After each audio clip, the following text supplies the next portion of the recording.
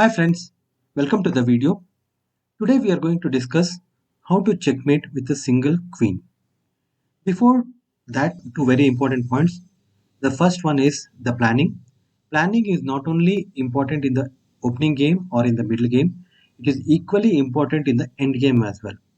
It's all about imagining in the final position where will the opponent king be and where do we have to place our pieces and accordingly planning our moves. The second important thing is about pattern recognition. Chess is all about remembering the patterns. Typically, a chess player over his career will memorize thousands of patterns. Now, knowing the patterns beforehand without having to reinventing the wheel will not only help you to plan better, but will also help you to win many games faster without getting into the timing issues. Okay, so the two important points, planning is an absolute must in the opening game and make conscious efforts towards recognizing more and more patterns in your chess games. Now, let us discuss the actual method of checkmating with a single queen. Now, what we need to remember here is with a single queen, it is not possible to checkmate in the center of the board. We can only checkmate either on the edge or in the corner. Let me repeat, we can only checkmate with a single queen either on the edge of the board or in the corner. Now in this position, what we see is the black king is cornered, the white is ready to deliver the checkmate. Please pause the video and try to identify all the checkmating possibilities. I hope you guys were able to find out all the checkmates. The checkmating patterns are QB7, QE7, QC8, and now that you have learned the checkmating patterns in the corner, let us try to learn the checkmating patterns on the edge of the board. In this position, the black king is on the edge of the board and it is not able to move to the 7th rank because of the white king. Now please pause the video and try to identify all the checkmates possible. I hope you are able to find all the checkmates. The checkmates possible are QD7 and QF8. So please make it a point to memorize all these patterns on the edge or in the corner. Now with this, let us try to understand the actual method of checkmating. Now I am going to discuss about two methods. Now irrespective of the two methods, the plan will be the same. The plan is basically we need to move the opponent king towards the edge and either deliver the checkmate on the edge or in the corner. The the difference between the two methods is only how do you move the opponent king towards the edge.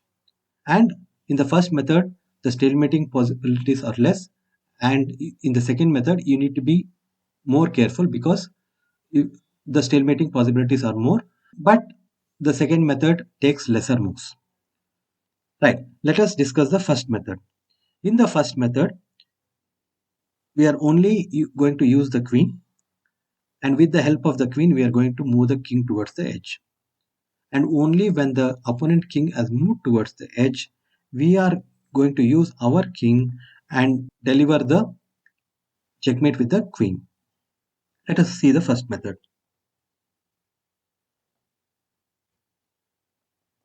What is this move doing?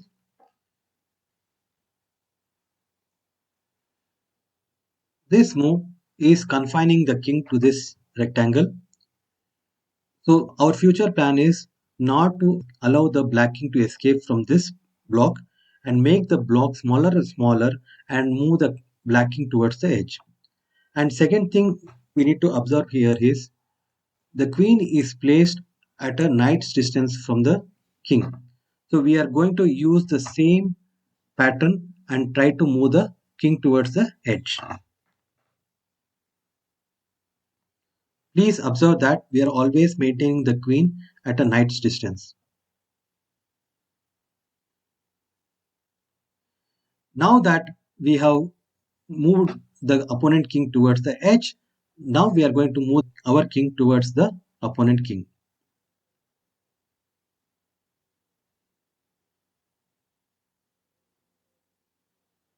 Can you recognize the checkmate now?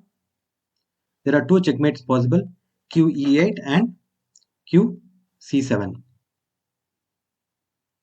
Okay, now let us discuss the second method. In the second method, we are going to use the combination of the king and the queen to push the opponent king towards the edge. So as a first, we will try to centralize our king, and once we centralize our king, it will be easier for us to push the opponent king towards the edge. The only point here is if we are not careful, the stalemating possibilities are more. So please be careful when you are using this method. So we are trying to centralize our king first.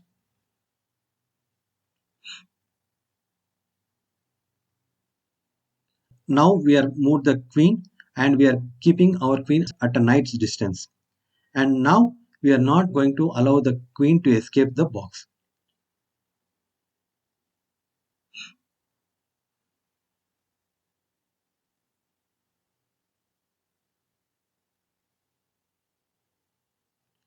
Now that we have pushed the king to the edge of the board, we'll move our king towards the opponent king and try to checkmate. Can you recognize the checkmate? Okay, let us repeat. First, we are going to centralize our king.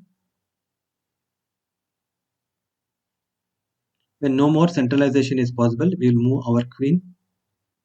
And always remember, we are going to keep the queen at a knight's distance from the king.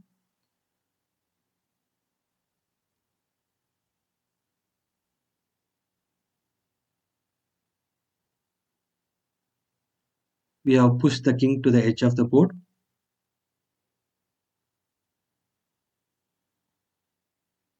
This is about the method of checkmating with the queen. So friends, if you have learned something from the video, please subscribe so that you get notified on the next releases. Thank you. Bye for now and happy learning.